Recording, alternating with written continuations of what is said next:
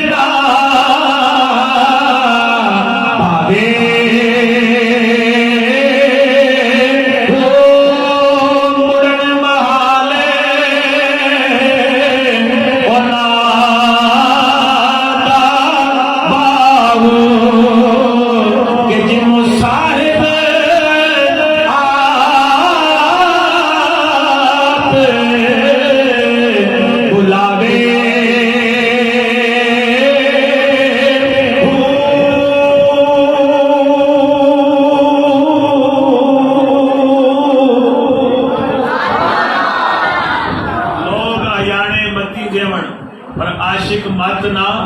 भावे आशिका मत्ता रोकन जो लोग हरियाणे अगू पिछू आके मत्ता देते हैं भाई अगू नहीं जो किसी पास बत्तियां कितों ला लिया जी ये हो गया तो वो हो गया तो मर्चा ला दी सानू है जो आशिक होंगे ने वो इन्हों मत्ता से नहीं लगते मत्ता से नहीं लगते अपन मत्ता अपने को रखो असं हजूर नाल प्यार करने वाले असं हजूर नाल मुहब्बत करने वाले बोलन महाल उन्होंने बाबा जी साहिब आप